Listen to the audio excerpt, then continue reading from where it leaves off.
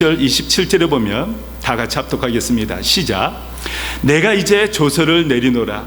내 나라가 관할 아래에 있는 사람들은 다 다니엘의 하나님 앞에서 떨며 두려워할지니 그는 살아계신 하나님이시여 영원히 변하지 않으실 이시며 그의 나라는 멸망하지 아니할 것이요 그의 권세는 무궁할 것이며 그는 구원도 하시며 건져내기도 하시며 하늘에서든지 땅에서든지 이적과 기사를 행하시는 이로 다니엘을 구원하여 사자 입에서 벗어나게 하셨습니다 하였더라. 페르시아 황제 다리오가 다니엘의 하나님이 참 살아계신 하나님이시다, 그 하나님을 두려워하고 그 하나님을 경외하라, 이것이 페르시아 이방 황제의 조서였습니다. 다니엘의 믿음을 통해서 살아계신 하나님께서 영광을 받으시고 또 수많은 페르시아 사람들에게 다니엘의 하나님이 참 하나님이심을 선포하게 하였다는 것입니다. 하나님 앞에 영광을 올리는 그러한 역사가 다니엘의 믿음을 통해, 다니엘의 신실함을 통해 성취된 것을 볼 수가 있습니다. 두 번째, 다니엘이 70년 넘게 선한 영향을 미치는 하나님의 사람으로서 쓰임받을 수 있었던 이유, 두 번째는 그가 항상 하나님의 말씀 붙들고 말씀을 지키려고 몸부림치고 하나님의 말씀을 믿으며 살았기 때문에 그렇습니다. 다니엘서 9장 1절과 2절 말씀 보겠습니다. 다니엘서 9장 1절과 2절 말씀입니다. 시작. 메대 족속 아하수에로의 아들 다리오가 갈대아 나라 왕으로 셈을 받던 첫 해 곧 그 통치 원년에 나 다니엘이 책을 통해 여호와께서 말씀으로 선지자 예레미야에게 알려주신 그 연수를 깨달았나니 곧 예루살렘의 황폐함이 70년 만에 그친지라 하신 것이더라.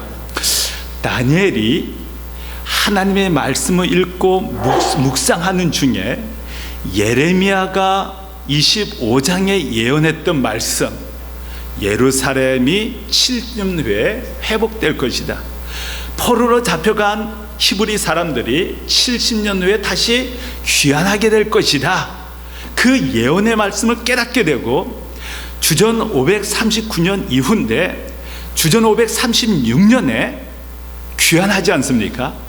즉 539년에 하나님의 말씀을 깨닫고 하나님께서 이제 이스라엘 백성들로 하여금 예루살렘으로 돌아가게 하신다는 그 시기가 가까워졌다는 것을 깨닫고 다니엘서 9장에 보면 하나님의 나라의 회복을 위해서, 이스라엘 백성들의 회복을 위해서, 성전 재건을 위해서, 예배 재건을 위해서 기도하기 시작하는 것을 볼 수가 있고, 그때 다니엘 시대에 예루살렘으로 이스라엘 사람들이 돌아가게 되는 걸 봅니다. 다니엘은 하나님께서 예언한 말씀을 하나님께서 역사적으로 성취하신 것을 직접 목격한 사람이었고, 하나님께 기도한 후에 하나님께서 이루신 것을 실제로 경험한 사람입니다. 그러니 하나님의 말씀에 대해서 얼마나 확신이 있겠습니까? 하나님의 말씀을 읽고 묵상하고 그 약속을 믿었기 때문에 이제 곧 하나님께서 예레미야 25장의 말씀을 이루실 것이라는 확신하에 기도하고 준비하기 시작했다는 것입니다. 말씀이 능력이고 생명이지 않습니까? 제가 여러분들에게 하루 5장, 기도, 병진도 30분, 직분자 1시간, 사역자 2시간 기도하라고 하는 이유, 그것은 다니엘처럼 하나님의 말씀과 기도를 통해 놀라운 하나님의 임재하심, 역사하심을 꼭 체험하기를 원하기 때문에 그렇습니다. 말씀이 능력이 되어서 그 말씀 붙들고 하나님께서 우리를 변화시키고 열매를 맺도록 하는 기적을 베푸시는 하나님의 손길을 꼭 경험하기를 원하는, 예레미야 말씀이 다니엘 시대에 성취된 것을 보고 하나님께 찬송을 드렸던 그 믿음의 사람처럼 그 신앙이 여러분과 제게도 실제가 되기를 원하는 마음으로 올해 신앙의 기본에 충실하기를 바랍니다. 기도와 말씀을 통해 신령과 진정으로 하나님께 예배드리기를 원합니다. 그렇게 도전하고 있는 것입니다. 기도와 말씀이 신앙생활에 있어서 하나님의 영성과 하나님의 역사를 체험하는 데 있어서 가장 기본이다. 그 기본, 기도와 말씀, 예배에 실패한 상태에서 여러분들이 비즈니스, 이 세상에서 학위, 무엇을 얻었단들 그것이 지속될 것으로 생각하십니까? 하루아침에 무너져 내리기 십상입니다. 이 세상에서 비즈니스에 성공한 사람들, 정치적으로 명성을 날렸던 사람들, 제국의 황제들 많았지만은 정말 지속적으로 영향을 미치고 지금까지 그 명성을 과시하고 있는 사람, 그 정치력, 부를 지키고 있는 사람이 과연 몇이나 됩니까? 소수에 불과합니다. 그리고 하나님께서는, 예수님께서는 이 세상에서 여러분과 저를 잠시 무너뜨릴 수 있는 그 마귀를 두려워하지 말고 사후, 죽은 후 영원히 우리의 인생을 지켜나갈 하나님을 정말 경외하고 두려워하라. 영원히 지옥불로 떨어뜨릴 수 있는 그 하나님을 두려워하고 경외하라. 그렇게 말씀하고 계시지 않습니까? 하나님의 말씀을 붙들고 주님을 경외하게 된다면 하나님께서 책임져 주신다는 것입니다. 세 번째, 다니엘이 70년 넘게 믿음을 지키고 초심 소신을 지키고 선한 영향을 미치며 하나님께 영광을 수많은 사람들에게 존귀한 사람이 될 수 있었던 이유, 그것은 그가 구원에 대한, 하늘나라에 대한 확신이 있었기 때문에 그렇습니다. 이 세상에서 크리스천들이 하나님의 나라에 대한 확신이 있고 그 나라를 바라보며 달려가는 사람들은 사실 주님을 의지하고 주님을 위해서 살고자 몸부림치고 승리할 수가 있습니다. 그러나 하늘나라가 존재하는지 하나님이 살아계시는지 확실치 않다. 그럴 경우에는 사실 이 세상에서 죄악과 타협하면서 마귀와 타협하면서 그냥 평범한 사람들처럼 살아가기 십상입니다. 어떻게 다니엘이 하늘나라에 대한 확신이 있었는지 다니엘서 12장 1절에서 3절 말씀까지 다 같이 합독하겠습니다. 다니엘서 12장 1절에서 3절입니다. 합독하겠습니다. 시작. 그때 내 민족을 호위하는 큰 군주 미가엘이 일어날 것이요 또 환난이 있으리니 이는 개국 이래로 그때까지 없던 환난일 것이며 그때 내 백성 중 책에 기록된 모든 자가 구원을 받을 것이라. 땅의 티끌 가운데서 자는 자 중에서 많은 사람이 깨어나 영생을 받는 자도 있겠고 수치를 당하여서 영원히 부끄러움을 당할 자도 있을 것이며 지혜 있는 자는 궁창의 빛과 같이 빛날 것이요 많은 사람을 옳은 대로 돌아오게 한 자는 별과 같이 영원토록 빛나리라. 1절에 그때 내 백성 중에 책에 기록된 모든 자가 구원을 받을 것이다. 계시록에 언급되어 있는 생명록이지 않습니까? 생명책에 여러분의 이름이 기재된 사람들은 모두 생명을 얻고 구원을 받고 하나님의 자녀로서 하늘나라에서 영생하게 될 것입니다. 2절에 땅의 티끌 가운데서 자는 자 중에서 많은 사람이 깨어나 영생을 받는 자도 있겠고, 크리스천들은 죽은 후에 잔다라고 예수님께서 표현하셨습니다. 죽은 후 자는 자들은 주님 다시 오시는 그날 재림하여 다시 부활하여, 주님께서 재림하신 후 다시 부활의 몸을 입고 하나님 앞에 깨어 영생을 받게 된다, 그렇게 말씀하고 있지 않습니까? 그러나 영원히 부끄러움을 당할 자도 있을 것이다. 영원히 지옥에서 부끄러움을 당할 자가 있을 것이다. 예수 그리스도의 이름을 부르는 자는 부끄러움을 받지 않을 것이다 라고 약속이 되어 있는데, 예수 그리스도를 믿지 않고 예수 그리스도를 부인하게 되면은 영원히 지옥에서 부끄러움을 당하고 이를 갈미 있을 것이다 라고 말씀하고 있지 않습니까? 그렇습니다. 구원에 대해서, 사후에 대해서, 하늘나라냐 부끄러움을 당하는 지옥이냐에 대해서 다니엘서는 하나님으로부터 말씀을 받은 것입니다. 잘 아셔야 될 것은 다니엘 혼자의 철학이나 사상을 기록한 것이 아니라 하나님께서 가브리엘 천사장을 통해서 말씀하신 그 하나님의 말씀을 그는 성령의 감동으로 기록한 것입니다. 그러니 예레미야 선지서의 예언이 성취된 것을 보고 이 말씀이 하나님의 말씀이라는 것을 다니엘은 너무 분명하게 알고 있었기 때문에, 확신하고 있었기 때문에 죽은 후 하늘나라냐 지옥이냐, 생명책에 기록이 돼 있는 자는 구원을 받고 영생을 얻게 된다, 다시 부활의 몸을 입고 영생을 얻게 된다, 그 하나님의 말씀을 그는 확신하고 있었다는 것입니다. 요셉도 창세기 50장 마지막에 보면은 그의 소망은 이 땅이지 않았습니다. 하나님의 약속에 있었습니다. 약속의 땅에 있었습니다. 그렇기 때문에 요셉도 70년이라는 긴 세월 동안, 30세에서 110세까지 그 오랜 세월 동안 이집트 총리로서 영향을 미치고 하나님의 민족을 준비하는 일에, 또 이집트뿐만 아니라 주위 민족들에게 구원의 손길을 베푸는 그 일에 귀하게 쓰임받고 메시아의 길을 예비한 자로 성경은 기록하고 있지 않습니까? 그렇습니다.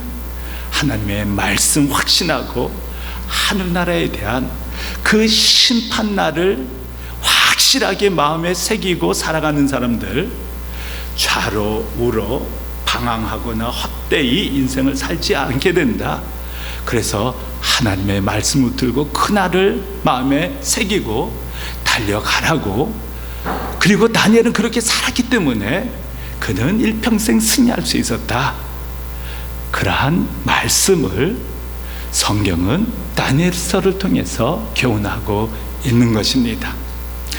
안열 교수님이 외치셨던 메시지, 칠흑 같은 오늘날 빛을 발할 사람이 있어야 된다, 빛을 발해야 될 정말 교회가 있어야 된다고 말씀하시지 않습니까?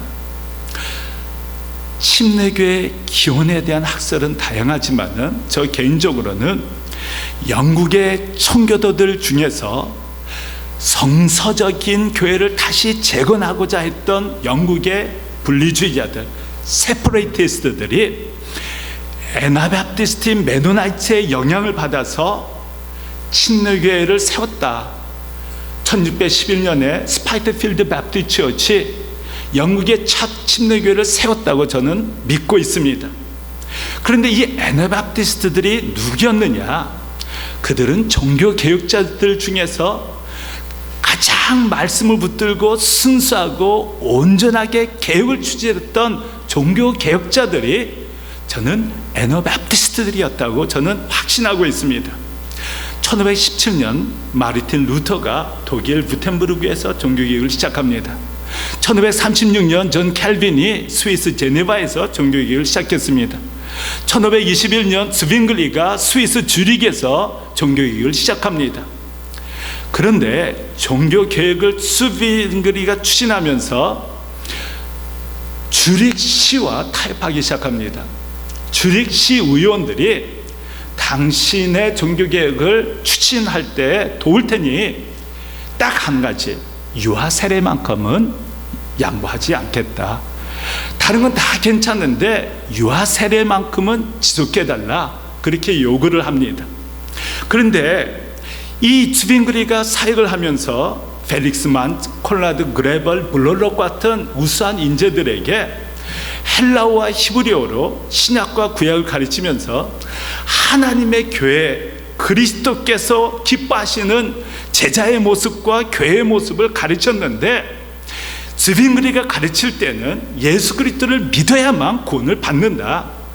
로마 캐톨릭처럼 7가지 의식, 유아 세례가 포함되어 있는데 유아 세례를 준다 해서 아이가 구원을 받을 수 있느냐? 없다는 것입니다. 믿음으로 말미암아 구원을 받고 생명을 얻고 하나님의 자녀가 되고 그에게 믿는 자의 침례를 주고 그 믿는 자의 침례를 받은 사람들의 모임이 교회다. 그것만큼 예수 그리스도를 믿음으로 말미암아 구원받는 것만큼은 절대 양보하지 못한다. 그리고 정치와 교회가 타협하게 되고 정치 세력의 결정이 교회 결정이 되면 이건 문제가 되고 타락하게 된다. 우리는 말씀의 권위를 지키고 복음의 순수함을 지켜나가고 주님께서 기뻐하시는 교회를 세워나가고 복음의 사역을 감당해야 된다. 그래서 정치와 분리하고 순수한 교회를 세워나가기 시작합니다. 그리고 그 복음을 위해 수많은 사람들로부터 핍박을 받았습니다. 다수가 순교를 했습니다. 진리를 지키기 위해서, 말씀을 지키기 위해서, 복음을 지키기 위해서, 성경의 권위를 지키기 위해서 세상과 타협하지 아니하고 묵묵히 복음의 길, 주의 제자의 길을 십자가를 지고 따랐다는 사실입니다. 그들이 얼마나 하나님의 말씀을 지키려고 노력했냐면은 아나바프티스트를 핍박했던 로마 캐토릭 신부의 글이 있습니다. 1582년도에 프란스 아그리콜라는 로마 캐토릭 신부가 Against the terrible errors of Anabaptist, 애너바프티스트의 심각한 에러, 잘못에 대해서 비판하기 위해서, 정죄하기 위해서 글을 쓴 것입니다. 그 글이 로마 캐토릭 또 교황, 이렇게 교황청에 다 이렇게 전달됐는데 어떻게 보고를 하냐면은 수많은 크리스찬 그룹들 중에 가장 경건하게 보이는 그룹이 애너바프티스트들이다, 이렇게 말합니다. 그들에게서 어떠한 허물이나 잘못을 꾸짖을 만한 것을 하나도 찾기 어렵다. 그들은 거짓말을 하지 아니하고 속임수를 쓰지 아니하고 소원을 하지 아니하고 다투지 아니하고 또 하시 랭귀지, 말을 함부로 하지 아니하고 또 감정적으로 분개하지 아니하고 또 술 취하지 아니하고 외적으로 굉장히 경건하게 보인다. 뿐만 아니라 그들은 humility, 겸손하고 patience, 인내하고 uprightness, 올바르고 neatness, 깨끗하고 honesty, 정직하고 temperance, 자기 감정을 추스릴 수 있고 straightforwardness, 올바르고, 그렇기 때문에 마치 하나님의 성령이 그들과 함께 하는 것처럼 보여진다, 이렇게 보호를 하고 있는 것입니다. 그 정도로 애너바프티스트들은 1582년, 약 50년이라는 긴 세월이 지났는데도 불구하고 처음 목숨을 걸고 우리가 십자가를 지고 복음을 지키자, 하나님의 말씀대로 예수 그리스도의 가르침대로 복음을 지키자 한 그 초심을 잃지 않고 일평생 그리스도를 향해 달려가고 있었다는 것입니다. 그것이 애너바프티스트의 정신입니다. 크로스 베어링, 십자가를 지는 정신이고 침례교 정신이 바로 애너바프티스트의 정신을 유산으로 물려받아 왔다라고 저는 가르치고 있습니다. 여러분과 제가 침례교인으로서 가장 중요시 여는 것이 하나님의 말씀입니다. 오늘 서던 바프티스트 컨벤션 로고가 앞에 보이지 않습니까? 하나님의 말씀 위에 십자가의 복음, 그리스도의 십자가의 사랑, 십자가의 은혜, 그리고 전 세계의 열방을 향해 복음을 전하는 선교, 이것이 서던 바프티스트 컨벤션의 핵심이고 주 사역이고 특징이라고 볼 수가 있습니다. 하나님의 말씀, 십자가, 복음, 세계의 선교, 이것이 서던 바프티스트 컨벤션의 핵심이고 4만 5천에서 5만 SBC 교회들, 1600만 SBC 교인들이 1845년부터 역경도 있었고 어려움도 있었습니다. 그러나 지금까지 흐트러지지 아니하고 하나가 되어 달려올 수 있었던 유일한 이유, 그것은 하나님의 말씀과 십자가의 복음과 선교를 위해서 연합하고 일치하고 또 조율을 했기 때문에 그렇습니다. 우리 교회가 존재하는 이유, 예수 그리스도의 복음과 하나님의 말씀과 선교를 위한다는 것 절대로 잊지 않으시고, 안열 교수님이 외치셨던 선교적 신앙인, 선교적 크리스찬, 이 세상에서 빛을 발하고 빛을 발하는 교회와 크리스찬이 되어서 하나님께 영광, 하나님을 영화롭게 하고 사람을 존귀하게 여기고 선한 임팩트를 주는 그러한 다니엘 같은 크리스찬이 되어서 하나님의 사랑과 하나님의 인정과 하나님의 역사를 체험하게 되는 수십 년 후에 주님 보좌 앞에서 다니엘처럼 영원히 빛나는 그러한 크리스찬 되시기를 예수 그리스도의 이름으로 간절히 축원합니다. 우리 시간 하나님 앞에 기도 올리겠습니다.